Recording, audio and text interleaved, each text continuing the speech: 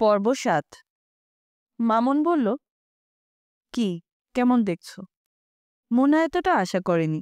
সে মুগ্ধ কণ্ঠে বলল, খুবই সুন্দর। তুমি মোটামুটি বলেছিলে কেন? মামুন হাসতে শুরু করলো। এসো, পেছনের বারান্দাটা দেখো। পেছনেও বারান্দা আছে নাকি? থাকবে না মানে? এখন বলো, বাসা কেমন? চমৎকার, সত্যি চমৎকার। একটু দূর হয়ে গেল তাই না? হোক দূর, বসবার কোনো ব্যবস্থা নেই। মামুন পা ছড়িয়ে মেঝেতে বসল। জিনিসপত্র কিনে ঘরদোর গোছাও এখন। চলো, আজ ফেরার পথে বড় দেখে একটা খাট কিনে ফেলি। তোমার মাথায় শুধু খাট ঘুরছে? তা ঘুরছে। ফুমের একটা গদি কিনবো, বুঝলে মোনা, ৯৫০ টাকা দাম। বাজে খরচ করার পয়সা আমাদের নেই। ওইটা আমি কিনবই, তুমি যাই বলো না কেন। দাঁড়িয়ে আছো কেন, বসো। মামুন হাত ধরে মোনাকে টেনে পাশে বসালো। কেমন নির্জন চারদিক, একটু যেন গা ছমছম করে। মোনা ক্ষীণস্বরে বলল, হাত সরাও প্লিজ। এরকম করছো কেন তুমি? আমার উপর বিশ্বাস নেই তোমার? মোনা জবাব দিল না। মামুন তাকে কাছে টানল। কারো স্বরে বলল, এমন শক্ত হয়ে আছো কেন? কেউ তো দেখছে না। চলো আর যাই, সন্ধ্যা হয়ে আসছে। হোক সন্ধ্যা, তুমি বসো তো। তুমি এরকম করো, বসতে ভালো লাগে না। কিচ্ছু করব না, তুমি সহজে বসো। Word of honour? হ্যাঁ, ওয়ার্ড অফ অনার। শুধু আমার হাত থাকবে তোমার হাতে, নাকি তাতে আপত্তি? না, তাতে আপত্তি নেই। মামুন গাঢ় স্বরে বলল, চলো তাড়াতাড়ি বিয়েটা সেরে ফেলি। আর ভাল লাগছে না। আগে যেরকম কথা ছিল সেরকমই করি। কাজের অফিসে গিয়ে ঝামেলাটা মিটিয়ে দিই। মামা রাজি হবে না। ছোট করে হলেও একটা অনুষ্ঠান করতে হবে। মুনার কথা শেষ হবার আগে মামুন তাকে জড়িয়ে ধরে চুমু খেলো। মুনা কোনো বাধা দিল না। তারা সন্ধ্যা না মেলানো পর্যন্ত থাকলো সেখানে। রহস্যময় কিছু সময় কাটলো তাদের। মুনা রোজ ভাবে সকাল সকাল ঘুমোতে যাবে, কিন্তু রোজই দেরি হয়। আজও দেরি হলো। ১২টার সময় বাতি নিভাতে যেতেই বকুল বলল, একটু পরে আপা, আর ৫ পৃষ্ঠা বাকি আছে। মোনা বিরক্ত স্বরে বলল, মশারির ভিতরে বসে গল্পের বই পড়িস কেন? চোখ নষ্ট হবে। আর প্রতিদিন একটা করে বই জোগাড় করিস থেকে? ফজলু ভাই এনে দেয়। আমি বারান্দায় বসছি, বই শেষ হলে ডেকে দিস। আজ গরম নেই, আশ্বিনের শেষাশেষি। শেষ রাতের দিকে ভালো ঠান্ডা পড়ে। মোনা ক্যাম্প খাটে বসে অপেক্ষা করতে লাগলো। ৫ পৃষ্ঠা বাকি কথাটা মিথ্যা, অনেকখানি বাকি। মোনাকে ডাকতে কেউ আসে না। শওকত সাহেবকে বারান্দার দিকে আসতে দেখা গেল। তিনি মোনাকে দেখে অবাক হয়ে বললেন, অন্ধকারে বসে আছিস কেন? ১২:৩০ বাজে। এমনি বসে আছি। তুমি নিজেও তো অন্ধকারে হাঁটাহাঁটি করছো। কিছু খুঁজছো নাকি? তোরই আছে। তোরে দিয়ে কি করবে? মশারি খাটাবো। মশারি তো খাটানোই আছে, আবার নতুন করে খাটাবে কি? শওকত সাহেব থেমে থেমে বললেন, বসার ঘরে বিছানা করছি, আজ থেকে আলাদা শোক। কেন? প্রত্যেকদিন রোগীর সাথে শুয়ে শুয়ে শরীরটাই আমার খারাপ হয়ে গেছে। শওকত সাহেব বিরক্তির ভঙ্গি করে বসার ঘরের দিকে গেলেন। সেখানে সত্যি সত্যি একটা বিছানা করা হয়েছে। নোংরা একটা মশারি খাটানোর চেষ্টাও হচ্ছে। মশারির ৩ কোণা শিথিলভাবে ঝুলছে। দড়ির অভাবে ৪ নম্বর কোণাটির গতি হচ্ছে না। মুনা বলল, দুপুর রাতে দড়ি পাওয়া যাবে না। তুমি একটা কয়েল জ্বালিয়ে শুয়ে থাকো। কয়েল আছে? আছে, এনে দিচ্ছি। আচ্ছা মামা, সত্যি করে বলো তো তোমার কি হয়েছে? কি আবার হবে? রুগীর সাথে ঘুমাতে যাই না, এর মধ্যে হওয়া এর কি আছে? এই কথা না, তুমি নাকি প্রতিদিন দুপুরে অফিস টফিস বাদ দিয়ে ঘরে এসে বসে থাকো। কে বলেছে? লতিফা? হ্যাঁ। ব্যাপার কি? ব্যাপার কিছু না। অফিসে একটা ঝামেলা যাচ্ছে। ঝামেলা গেলে তো সেখানেই বেশিক্ষণ থাকা উচিত। কি ঝামেলা বলো? শওকত সাহেব বিরক্ত স্বরে বললেন, ভেজর ভেজর করিস না। কয়েল জ্বালিয়ে দিয়ে যা। আর দেখ হাত পাখা পাওয়া যায় কিনা। বিশ্রী গরম। গরম কোথায়? বেশ তো ঠান্ডা। শওকত সাহেব গুম হয়ে বসে রইল। এখন তিনি আর কথা টথা বলবেন না। মোনা কয়েল আনতে গেল। মামির ঘরের ড্রয়ারে এক প্যাকেট কয়েল আছে। লতিফা জেগেছিলেন। মোনা ড্রয়ার খুলতেই তিনি ক্ষীণ কণ্ঠে বললেন, তোর মামা আলাদা ঘুমাচ্ছে কেন রে? এই ঘরে গরম লাগে, বাতাস টাতাস নেই। ফ্যান আছে তো। ফ্যানের বাতাসে তার ঘুম হয় না। এক একজনের এক এক স্বভাব। লতিফা কয়েক মুহূর্ত চুপ করে থেকে বললেন, এতদিন তো ঘুম হয়েছে, আজ হবে না কেন? বলতে বলতেই তার গলা ভারী হয়ে এলো। মোনা এসে বসলো বিছানার পাশে। লতিফা বললেন, এক সময় তোর মামা আমাকে বিয়ে করবার জন্য কত কাণ্ড করেছে। এই গল্প মোনার জানা। মামির কাছ থেকে অসংখ্যবার শুনেছে। আজ রাতে আরেকবার হয়তো শুনতে হবে। মোনা, কি সব পাগলামি কাণ্ড যে সে করেছে। একবার শুনলাম সে বিষ খাবে। এক বোতল রেটম নাকি যেন জোগাড় করেছে। আমি ভয়ে বাঁচি না। কি কেলেঙ্কারি কাণ্ড। বাড়িতে সবাই দোষ দিচ্ছে আমাকে। আমি কি জানি বল। আমার সঙ্গে কোনোদিন তার একটা কথাও হয়নি। বলতে বলতে শাড়ির আঁচলে লতিফা চোখ মুছলেন। প্রসঙ্গ পাল্টাবার জন্যে মুনা বলল, বকুলের হবু শাশুড়ি নাকি লম্বায় 1.5 ফুট। বিয়ের ডেট ফেট ফেলে দিয়েছ নাকি মামি? না, ডেট হয়নি। বিয়ে নিয়ে কোনো কথাবার্তাই হয়নি। দুই বেয়ানে কি নিয়ে গল্প করলে? লতিফা খানিকক্ষণ চুপ করে থাকলেন। সম্ভবত মনে করতে চেষ্টা করছেন। কিছুই মনে করতে পারলেন না। মুনা বলল, শুয়ে থাকো মামি, বাতি নিভিয়ে দিই। লতিফা চাপা স্বরে বললেন, আমি বেশি দিন বাঁচব না রে। বুঝলে কিভাবে? কয়েকদিন আগে স্বপ্নে দেখলাম আমি আর তোর মা দুজনে বসে ভাত খাচ্ছি। স্বপ্নে মরা মানুষের সঙ্গে খেতে বসে দেখা খুব খারাপ। যে দেখে সে আর বাঁচে না। কি দিয়ে ভাত খাচ্ছিলে? লতিফা জবাব দিলেন না। চোখ বন্ধ করে শুয়ে রইলেন। মোনা বাতি নিভিয়ে বের হয়ে এলো। বকুলের 5 পৃষ্ঠা এখনো শেষ হয়নি। মোনা কোনো কথা না বলে বাতি নিভিয়ে দিল। বকুল বলল, আর একটা পাতা আপা, প্লিজ।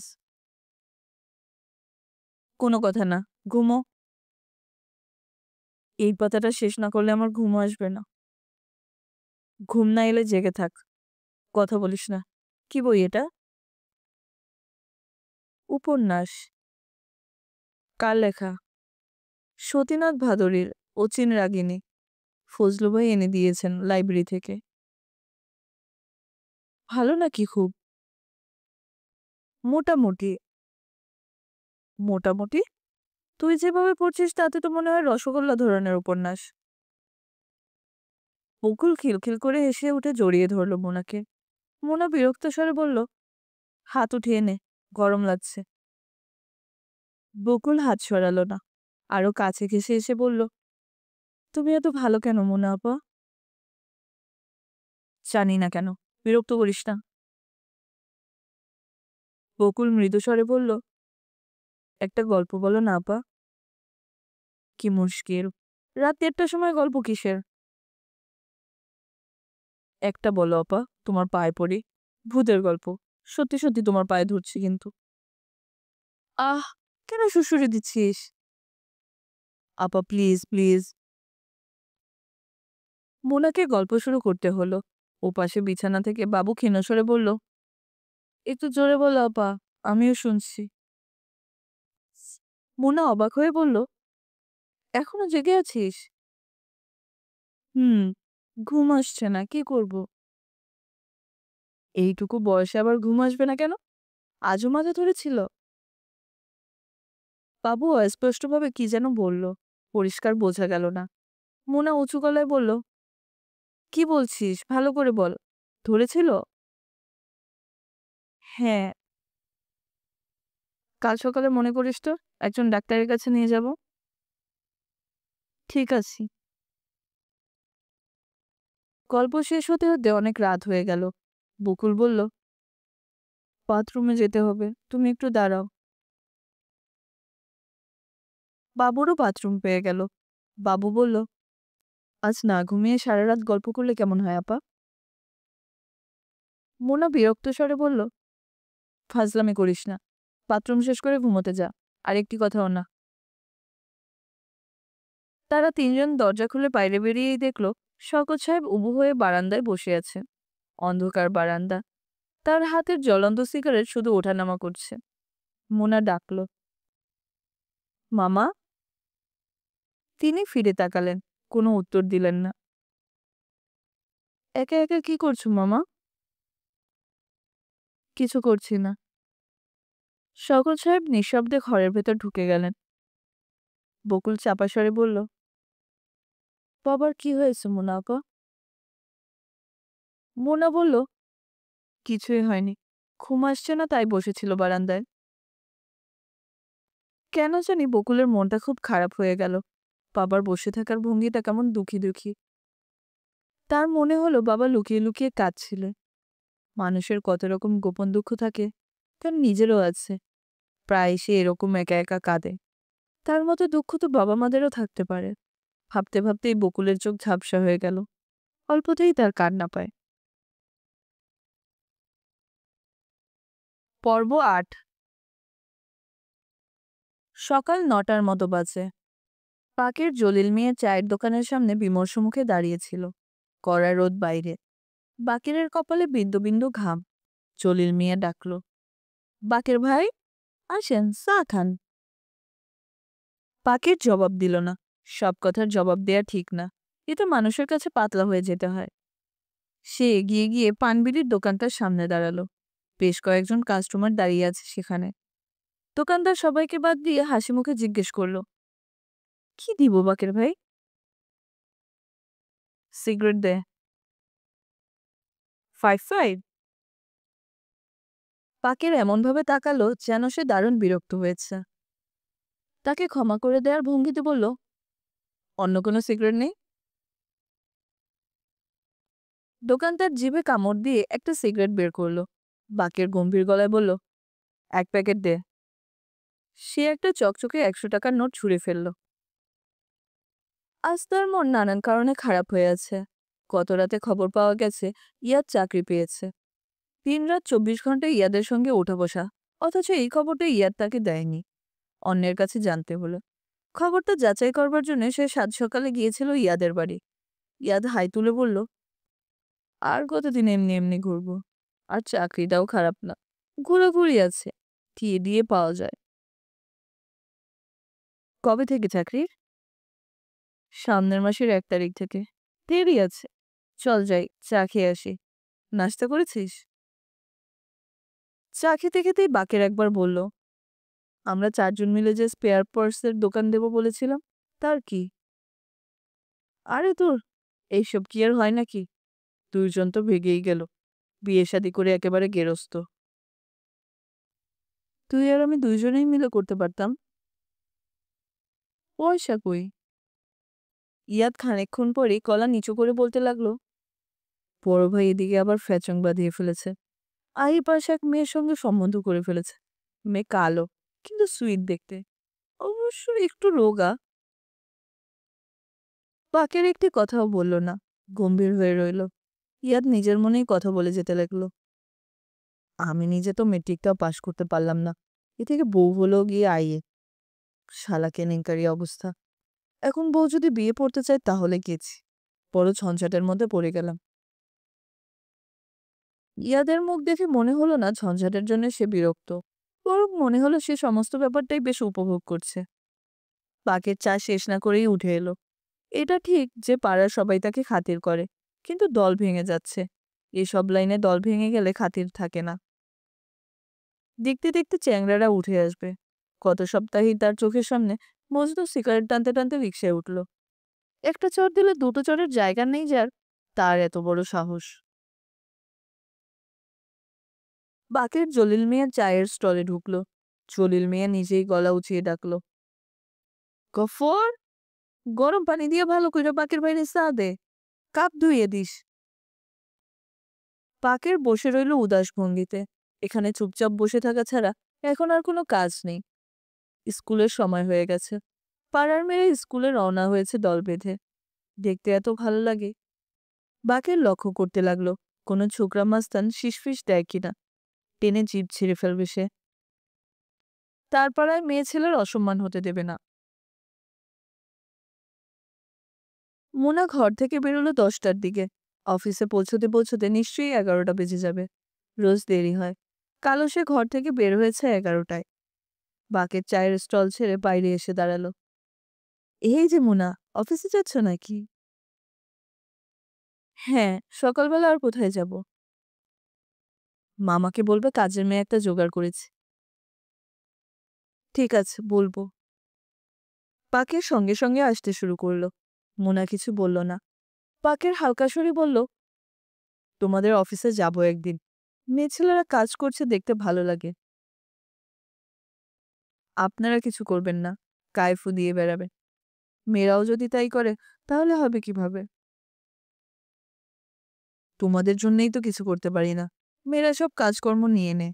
বাংলাদেশ একেবারে নারীমহল হয়ে যাচ্ছে। আমরা এখন অন্দরে ঢুকে রান্নাবান্না করব। হা হা। পাকের রাস্তা কাঁপিয়ে হাসতে লাগলো। নিজের কথা তার নিজেরই খুব মনে ধরেছে। সে বড় রাস্তার মোড় পর্যন্ত গেল। এই সময় রিক্সা পাওয়া মুশকিল। কিন্তু সে ছোটাছুটি করে রিক্সা নিয়ে এলো। রিক্সাওয়ালাকে গম্ভীর গলায় বলল, আপামনিকে তুরস্ত নিয়ে যাবি।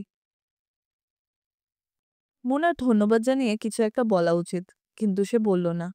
বাকের বলল, মোনা, ভাড়া দিতে হবে না। কেন? দিতে হবে না কেন? দিয়ে দিয়েছি। বাকের উদাস ভঙ্গিতে সিগারেট ধরালো। তার এখন কিছু করার নেই। মোটর পার্টসের দোকানে আগে এই সময়টায় আড্ডা দিতে বসতো। সে আড্ডাটা এখন আর নেই। লোকজন আসে না। একে একে কতক্ষণ বসে থাকা যায়। সে অন্যমনস্ক ভঙ্গিতে হাঁটতে লাগলো। কোনো কিছুই তাকে আকর্ষণ করছে না। রাস্তার পাশে রিক্সাওয়ালার সঙ্গে ভাড়া নিয়ে প্যাসেঞ্জারের ঝগড়া বেঁধে গেছে। অন্য সময় হলে প্যাসেঞ্জারের পক্ষ নিয়ে রিক্সাওয়ালার গালে প্রচণ্ড একটা চড় বসিয়ে দিত। আজ সেই ইচ্ছেও হলো না। মোনার সঙ্গে রাস্তাঘাটে দেখা হবার পর তার এরকম হয়। বেশ কিছু সময় কিছুই ভালো লাগে না। বাকের গ্রিন ফার্মেসিতে উকি দিল। ডাক্তার ছেলেটি এখনো আসেনি। সে এলে তার সঙ্গে কিছুক্ষণ বসা যেত। বাকের গম্ভীর গলায় বলল, ডাক্তার কখন আসবে? দুপুরের পরে। দেখি টেলিফোনটা দেখি। ফার্মেসির নীল শার্ট পরা লোক বিরক্ত স্বরে বলল, ফোন তালা দেয়া, চাবি নেই। এই লোকটি নতুন এসেছে। তাকে বোধহয় ঠিক চেনে না। পাকের ঠান্ডা গলায় বলল, চাবি না থাকলে তালা ভাঙার ব্যবস্থা কর। লোকটি তাকিয়ে আছে সরু চোখে। বাকের থমথমে গলায় বলল, ফাজলামি কথাবার্তা আমার সাথে বলবে না। চট দিয়ে চাপার দাঁত ফেলে দেব। টেলিফোন তালা দেওয়া তোমার বাবার টেলিফোন? লোকটি টেলিফোন বের করলো। সত্যি বোধহয় চাবি নেই। সেফটি পিন দিয়ে কুচিয়ে কুচিয়ে তালা খুলল। কাকে ফোন করা যায়? মোনাকে করলে কেমন হয়? মাঝে মাঝে সে মোনার সঙ্গে কথা বলে। মোনা ভীষণ বিরক্ত হয়, তবু করে। কিন্তু মুশকিল হচ্ছে টেলিফোনটি বড় সাহেবের ঘরে। মোনাকে ডেকে আনতে হয়। আজও তাই হলো। বড় সাহেব তাকে লাইনে থাকতে বলে মোনাকে আনতে খবর পাঠালেন। হ্যালো, আমি বাকের। কি ব্যাপার? রিক্সা ভাড়া দাওনি তো? আমি অলরেডি দিয়ে দিয়েছিলাম। সে তো আপনি আমাকে বলেছিলেন। আবার টেলিফোন কেন? তোমার কাছ থেকে আবার সেকেন্ড টাইম ভাড়া নিল কিনা সেটা জানার জন্যে। রিক্সাওয়ালারা যা হারামি হয়। আর কিছু বলবেন? না। তোমাদের বিয়ের ডেট হয়েছে নাকি? না, এখনো হয়নি। হ্যালো মোনা, আমার কানেকশন আছে। আমি হাফ প্রাইসে একটা কমিউনিটি সেন্টার ভাড়া করে দেব। জাস্ট ১০ দিন আগে আমাকে বলতে হবে। ঠিক আছে, বলব। এখন টেলিফোন রাখি। হ্যালো শোনো, তোমাদের ওই ফ্যানটার কিছু করা গেল না। অসুবিধা নেই। যেটা আছে সেটাই ইউজ করো। No problem. ঠিক আছে। এখন রাখছি, আমার কাজ আছে। মোনা টেলিফোন নামিয়ে রাখল। পাকের অলস ভঙ্গিতে চেয়ারে হেলান দিয়ে বলল, একটা খুব ঠান্ডা থেকে পেপসি নিয়ে আসতো। বলবে পাকের ভাই চায়। নীল শার্ট পরা লোক পেপসি আনতে গেল। বাকের রাস্তার দিকে তাকিয়ে বসে রইল। শওকত সাহেব অফিসে এলেন লাঞ্চের পর। সবাই তখনও লাঞ্চ সেরে ফেরেনি। অফিস ফাঁকা ফাঁকা। শওকত সাহেবের মনে হলো সবাই তাকে এড়িয়ে চলতে চেষ্টা করছে। ডিসপ্যাচ সেকশনের মল্লিকবাবু তাকে দেখেই যেন হঠাৎ করে ফাইলপত্র নিয়ে ব্যস্ত হয়ে পড়লেন। শওকত সাহেব বললেন, ভালো আছেন মল্লিকবাবু? মল্লিকবাবু অতিরিক্ত ব্যস্ততার সঙ্গে বললেন, জি ভালো, আপনি ভালো তো? বড় সাহেব আছেন? আছেন, অফিসেই আছেন। যান না, দেখা করুন গিয়ে। শওকত সাহেব বড় সাহেবের কাছে গেলেন না। যাবার সাহস সঞ্চয় করতে তার কিছু সময় লাগবে। ছোকরার মতো একটি ছেলেকে দেখা যাচ্ছে ক্যাশ সেকশনে। নতুন অ্যাপয়েন্টমেন্ট হয়েছে নাকি? মল্লিকবাবু বললেন, চা খাবেন? জি না। ক্যাশ সেকশনের নতুন ছেলেটি আর চোখে তার দিকে তাকাচ্ছে। তার খবর শুনেছে বোধহয়। জসিম সাহেব ঢুকলেন। খুব ফুর্তিবাজ লোক।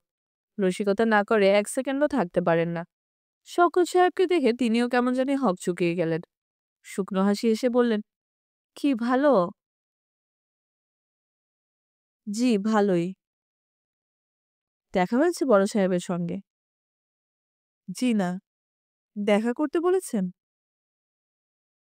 না, কিছু বলেননি। তবে আমার মনে হয় দেখা করা উচিত। ইনকোয়ারি কমিটি রিপোর্ট দিয়েছে। শওকত সাহেব কাপা গলায় বললেন, কি রিপোর্ট? জসিম সাহেব উত্তর না দিয়ে তার ড্রয়ার খুলে কি নিয়ে যেন ব্যস্ত হয়ে পড়লেন। বড় সাহেবের কাছে কি এখনই যাব? যান, এখনই যান। দি আর্লিয়ার দি বেটার। শওকত সাহেব ভীতস্বরে বললেন, কিছু শুনেছেন রিপোর্ট সম্বন্ধে? জি না ভাই, কিছু শুনিনি। তিনি কথাটা মাটির দিকে তাকিয়ে বললেন, তার মানে এটা মিথ্যা। সরাসরি চোখের দিকে তাকিয়ে কেউ মিথ্যা বলতে পারে না। মিথ্যা বলতে হয় অন্যদিকে তাকিয়ে। বড় সাহেব মানুষটি ছোটখাটো, হাসি খুশি ধরেন, হাসি খুশি ধরনের। সহজে রাগ করেন না, কড়া ধরনের কথা বলতে পারেন না। কিন্তু তিনিও গম্ভীর। শওকত সাহেবকে দেখে মুখ অন্ধকার করে বললেন, ইনকোয়ারি কমিটির রিপোর্ট ভালো না, শুনেছেন বোধহয়। শওকত সাহেব মূর্তির মতো বসে রইলেন। ইনকোয়ারি কমিটির সুপারিশ হচ্ছে, যে টাকার গরমিল দেখা যাচ্ছে সেটা আপনি 10 দিনের ভেতর যদি ফেরত দেন, তাহলে আপনার বিরুদ্ধে কোনো পুলিশ অ্যাকশন নেওয়া হবে না। আর তা না হলে কেস পুলিশে হ্যান্ডওভার করা হবে। বুঝতেই পারছেন, একটা কেলেঙ্কারি ব্যাপার হবে। আপনি টাকাটা ফেরত দিয়ে দেন। টাকা আমি কোথায় পাবো স্যার? বড় সাহেব সরু চোখে তাকিয়ে রইলেন। আমি স্যার কিছুই জানি না। এটা তো শওকত সাহেব ঠিক বললেন না। আপনি না জানা মতে এটা হওয়া সম্ভব না। কাজটা করেছেন কাঁচা। আমি নিজেও ইনকোয়ারি কমিটির একজন মেম্বার। এটা ভুলে যাচ্ছেন কেন? থানা পুলিশ হলে একটা বেইজ্জত ব্যাপার হবে। তার হাত থেকে বাঁচার ব্যবস্থা করুন। শুধু শুধু এখানে বসে থেকে সময় নষ্ট করবেন না। হেড ক্লার্কের কাছে ইনকোয়ারি কমিটির রিপোর্টের কপি আছে। সেটা নিয়ে যান। ভালো করে পড়ুন। পর্ব ৯। বকুলের বিয়ের কথাবার্তা হচ্ছে এই খবরটি বকুল কাউকে বলেনি। টিনা ভাবিকে পর্যন্ত না। অথচ বকুল অবাক হয়ে লক্ষ্য করল, ক্লাসের সবাই এটা জানে। সেকেন্ড পিরিয়ডে ইংরেজি আপা আসেননি। সবাই খুব হইচই করছে। অনিমা গিয়ে এক ফাঁকে বোর্ডে লিখল, আজ বকুলের গায়ে হলুদ, কাল বকুলের বিয়ে।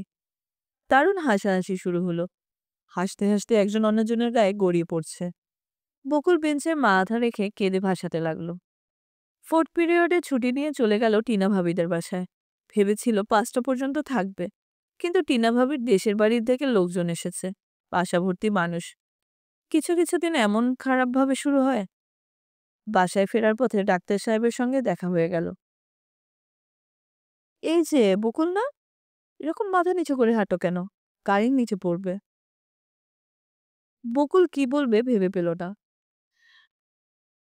এসো, পেপসি খেয়ে যাও। জি না, লাগবে না। লাগবে না কেন? লাগবে। আসো তো, চলো ফার্মেসিতে বসি। চা গরম? গরম কোথায়? আজ তো ঠান্ডা। এই তো, কথা ফুটেছে। আমার তো ধারণা ছিল তুমি কথা বলতেই জানো না। জানবো না কেন? বকুল অবাক হয়ে লক্ষ্য করলো সে বেশ কথার পিঠে কথা বলছে। কয়েকদিন আগে কি তুমি শাড়ি পরে কোথাও গিয়েছিলে? নীল শাড়ি? টিনা ভাবির বাসায় গিয়েছিলাম। আমি চিনতেই পারিনি। সারাক্ষণ ভাবছিলাম চেনা চেনা লাগছে, অথচ চিনছি না কেন? আচ্ছা, বকুল বলো তো, কাদের পথে দেখলে চেনা চেনা মনে হয়, কিন্তু আসলে ওরা চেনা নয়? বকুল অনেক ভেবেও কিছু বলতে পারল না। ডাক্তার ছেলেটি হাসতে হাসতে বলল, টিভি বা সিনেমায় যারা অভিনয় করে, ওদের রাস্তায় দেখলে চেনা চেনা মনে হয়, ঠিক না? আমি ওদের কাউকে কখনো রাস্তায় দেখিনি। আমি অনেক দেখেছি। সুবর্ণাকে দেখেছেন কখনো? না, তাকে দেখিনি। আমি দেখেছি। আমি আর অনিমা একদিন নিউ মার্কেটে গিয়েছিলাম। তখন তাকে দেখলাম কাগজ কিনতে। প্রিন্টের সাদা শাড়ি পরা ছিল। বকুল প্রায় 5টা পর্যন্ত ফার্মেসিতে একটি টুলের উপর বসে বসে গল্প করল। এতটা সময় গিয়েছে সে নিজেও বুঝতে পারেনি। বাসায় ফিরতে ভয় ভয় লাগছিল। তার মনে হলো বাবু নিশ্চয়ই আজও দেখেছে এবং হয়তো বলে দেবে মোনা আপাকে। কিংবা কে জানে, বাবা নিজেই হয়তো দেখেছেন। তিনি 5টার দিকে মাঝে মাঝে অফিস থেকে ফেরেন। পেছে পেছে হয়তো আজই ফিরেছেন। বকুল ছোট্ট একটা নিঃশ্বাস ফেলল। বাড়িতে কেউ নেই। বাবা, মুনা আপা, বাবু কেউই ফেরেনি। 10-11 বছরের একটা কাজের মেয়েকে দেখা গেল। তার নাম সখী। এরকম অদ্ভুত নাম থাকে নাকি মানুষের? যতবার তার নাম ধরে ডাকা হয়, ততবারই আমার হাসি লাগে। লতিফা একসময় বিরক্ত হয়ে বললেন, ওকে সখী না ডাকবি, সখী ডাকছিস কি? যে নাম ওর বাবা মা রেখেছে সেটা ডাকবো না? না, ওই নামে ডাকতে হবে না, সখী না ডাকবি। মেয়েটা খুব কাজের। অল্প সময়ের মধ্যেই ঘরদুয়ার গুছিয়ে ঝকঝকে করে ফেলেছে। বকুলকে জিজ্ঞেস করলো, চা খাবে কিনা? লতিফা চিন্তিত মুখে বললেন, এই মেয়ে বেশি দিন থাকবে না। যারা কাজ জানে তারা এই বাড়িতে বেশি দিন টেকে না। লতিফার শরীর আজ বেশ ভালো। অনেকদিন পর তিনি আজ রান্নাঘরে ঢুকে হালুয়া বানালেন। সবাই চায়ের সঙ্গে খাবে। গরম পানি দিয়ে ভালোমতো গোসল করলেন। তার শরীর বেশ ঝরঝরে লাগছে। বকুল বলল, তুমি গোসল টোসল সেরে এমন সেজেগুজে বসে আছো কেন? সাজগোজের কি দেখলি? পরিষ্কার একটা শাড়ি পরলাম শুধু। তোমাকে বেশ ফ্রেশ লাগছে মা। লতিফা মনে মনে খুশি হলেন। শরীর যদি সত্যি সত্যি সেরে গিয়ে থাকে, তাহলে শক্ত হাতে এবার সংসারের হাল ধরতে হবে। সব জলে ভেসে যাচ্ছে। বকুল, কি? তোর রেহানা আপা আর আসে না ক্লাসে? আসবে না কেন? রোজই আসে। তোর বিয়ের কথা কিছু বলে না? না। তুই নিজে কিছু জিজ্ঞেস করিস না? কি যে তুমি বলো মা, আমি কি জিজ্ঞেস করব? আমার বিয়ের কি করলেন আপা? লতিফা হেসে ফেললেন। মনে মনে ভাবলেন, বড় কথা শিখেছে তো এই মেয়ে। মেয়েরা কত তাড়াতাড়ি বড় হয়ে যায়। কয়েকদিন আগেও খালি পায়ে ফ্রক পরে ঘুরে বেড়াতো। আজ বিয়ের কথা হচ্ছে। হয়তো সত্যি সত্যি বিয়েও হয়ে যাবে। জাপানে না কোথায় চলে যাবে এইটুকু মেয়ে। একদিন তারও ছেলে মেয়ে হবে। ওদেরও বিয়ের বয়স হবে। লতিফার চোখ ভিজে ওঠার উপক্রম হলো। বকুল বলল, তুমি শুয়ে থাকো তো মা, আবার জ্বর এসে যাবে। আসবে না। আয়, বারান্দায় একটু বসি। তারা দুজন বারান্দায় মোড়া পেতে বসল। তোমার শরীর সত্যি সত্যি সেরে গেছে নাকি মা? বোধহয় সেরেছে। বাবুর স্কুল ছুটি হয় কখন? এখন ছুটি হয়ে গেছে। ও খেলতে যায়। সন্ধ্যা হয় আসতে আসতে। আর মোনা? ও কখন আসে? একেক দিন একেক সময় আসে। বলতে বলতেই শওকত সাহেবকে লম্বা পা ফেলে আসতে দেখা গেল। লতিফা বললেন, তোর বাবার শরীরটা খুব খারাপ হয়েছে তো? হুম। যত্ন করার কেউ নেই।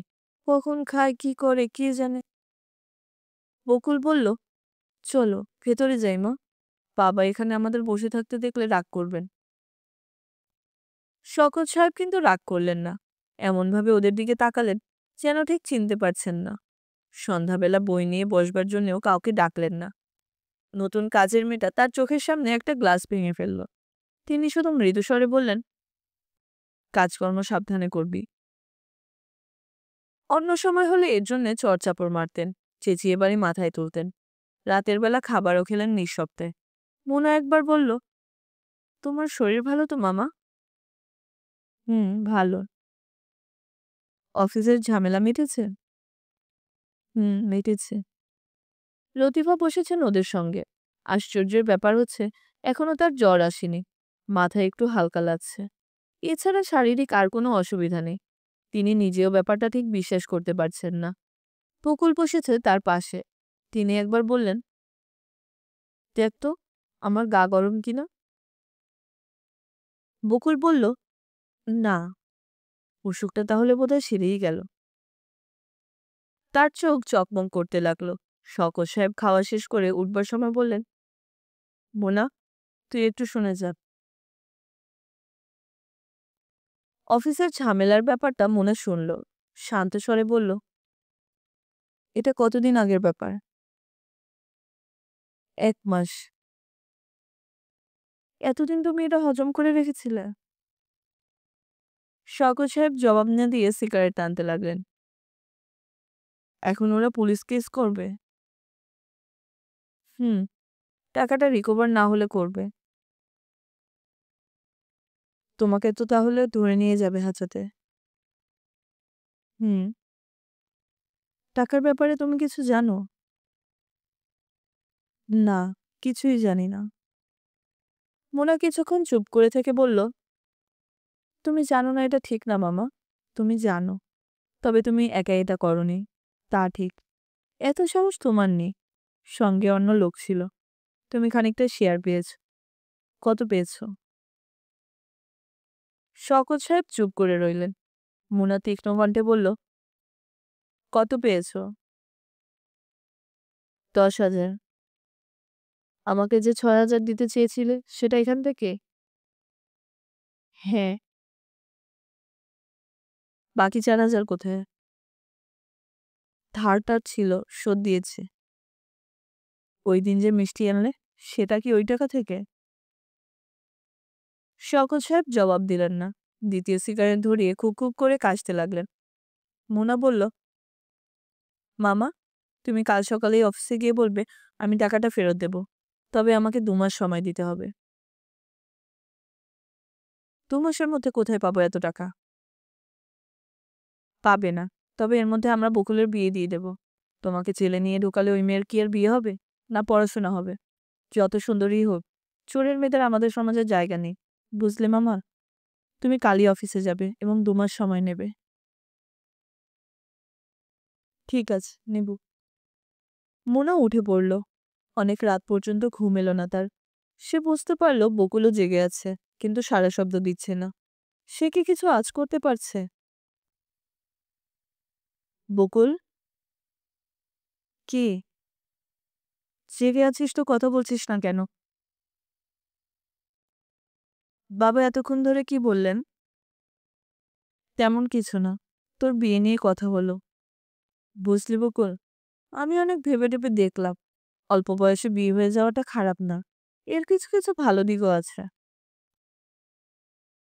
বকুল ছোট্ট করে নিঃশ্বাস ফেলল। এই সময় মেয়েদের মনে প্রচুর ভালোবাসা থাকে। ভালোবাসাটা খুবই জরুরি। সবকিছুর অভাবই সহ্য করা যায়, কিন্তু ভালোবাসার অভাব সহ্য করা যায় না। বকুল ক্ষীণস্বরে বলল, তোমাকে একটা কথা বলবো মুনা আপা। বল, তুমি রাগ করবে না তো? রাগ করবার মতো কথা না হলে রাগ করব কেন? বল, কি বলবি? বকুল মোনার কাছে সরে এসে আলতো করে একটা হাত রাখলো তার গায়ে। প্রায় ফিসফিস করে বলল, ক্লাস 10 এর একটা মেয়ে যদি কোনো ছেলেকে পছন্দ করে, তাহলে সেটা কি খারাপ, মোনা আপা? মোনা তীক্ষ্ণ কণ্ঠে বলল, ছেলেটাকে। বকুল জবাব না দিয়ে দুহাতে মোনাকে জড়িয়ে ধরল। মোনা লক্ষ্য করলো বকুল থরথর করে কাঁপছে। ভোরবেলা সূর্য ভালোভাবে ওঠার আগে বাড়িতে পুলিশের ওসি এবং 3জন কনস্টেবল এলো। তাদের সঙ্গে সার্চ ওয়ারেন্ট আছে। জিনিসপত্র ছড়িয়ে ছিটিয়ে তারা টাকা খুঁজল। লতিফা রক্তশূন্য মুখে দরজা ধরে সারাক্ষণ দাঁড়িয়ে রইলেন। মাঝে মাঝে কিছু একটা বলতে চেষ্টা করলেন, কেউ তা বুঝতে পারল না। শওকত সাহেব বসে রইলেন বেতের চেয়ারে। তিনি খুব ঘামতে লাগলেন। তার ঠিক সামনে বসেছেন ওসি সাহেব। এ জাতীয় দৃশ্য তিনি তার জীবনে অনেক দেখেছেন। কাজেই এই দৃশ্য তার মনে কিছুমাত্র রেখাপাত করল না। তবু তিনি একবার লতিফার দিকে তাকিয়ে বললেন, ভয়ের কিছু নেই, আপনি শান্ত হয়ে বসুন। এই ভোরবেলাতেও বাড়ির সামনে এবং তার লাগোয়া রাস্তায় প্রচুর লোক জমে গেল। এই বাড়িতে একটি মেয়ে খুন হয়েছে, এরকম একটা গুজব দ্রুত ছড়িয়ে পড়ল। রোদ বাড়তে লাগলো, কিন্তু কৌতূহলী মানুষের ভিড় কমল না। সার্চ শেষ হতে হতে 8টা বেজে গেল। ওসি সাহেব বললেন, শওকত সাহেব, আপনার নামে একটা ওয়ারেন্ট আছে। আপনাকে আমাদের সঙ্গে যেতে হবে। ভয়ের কিছু নেই, জামিনের ব্যবস্থা হবে। মোনা বলল, আমি কি যেতে পারি আপনার সঙ্গে?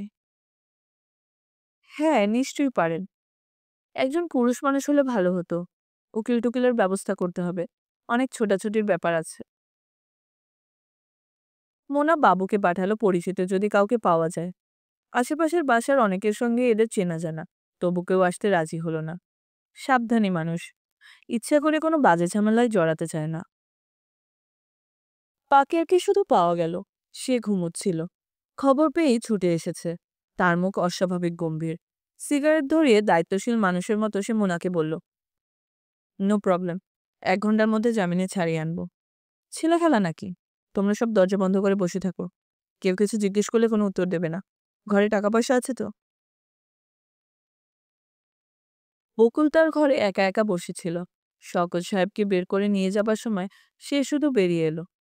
অত্যন্ত কঠিন স্বরে জিজ্ঞেস করল, আমার বাবাকে আপনারা কোথায় নিয়ে যাচ্ছেন? ওসি সাহেব সে প্রশ্নের জবাব দিতে পারলেন না। শওকত সাহেব অপকৃতস্থ মানুষের মতো চারদিকে তাকাতে লাগলো। উপদেশ দেবার মতো ভঙ্গিতে বললেন, ঠিক মতো পড়াশোনা করিস মা, 2 দিন পর মেট্রিক পরীক্ষা। বাসার সামনে অসম্ভব ভিড়। সেই ভিড় ঠেলে তারা এগুতে লাগলো। শওকত সাহেব শিশুদের মতো শব্দ করে কাঁদতে লাগলেন।